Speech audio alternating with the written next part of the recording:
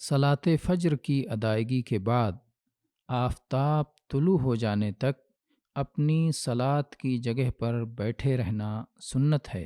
اس کی دلیل جابر ابن سمرہ رضی اللہ عنہ کی حدیث ہے، ان النبی صلی اللہ علیہ وعلی آلہ وسلم کان اذا صلی الفجر جلس فی مصلاه حتی تطلع الشمس حسنا، رواہ مسلم برقم 670۔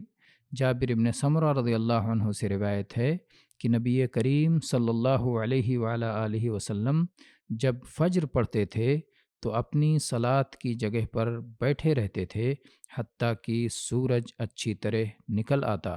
ایک روایت کے الفاظ اس طرح ہیں، عن سماک بن حرب قال قلت لجابر بن سمرہ اکنت تجالس رسول اللہ صلی اللہ علیہ وعلی آلہ وسلم قال نعم کثیرا كان لا يقوم من مصلاه الذي يصلي فيه الصبح أو الغداة حتى تطلع الشمس فإذا طلعت الشمس قام وكانوا يتحدثون فيأخذون في أمر الجاهلية فيضحكون ويتبسم، رواہ مسلم برقم 670۔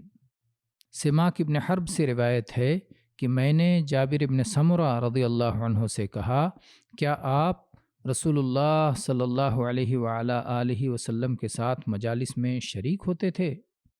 انہوں نے جواب دیا، ہاں بہت۔ آپ جس جگہ صبح یا دن کے ابتدائی حصے کی صلاۃ ادا فرماتے، سورج طلوع ہونے تک وہاں سے نہ اٹھتے۔ جب سورج طلوع ہو جاتا تو اٹھ کھڑے ہوتے، لوگ دور جاہلیت میں کیے کاموں کے متعلق باتیں کرتے اور ہنستے تھے، اور آپ صلی اللہ علیہ وسلم بھی ان کی باتیں سن کر مسکراتے تھے۔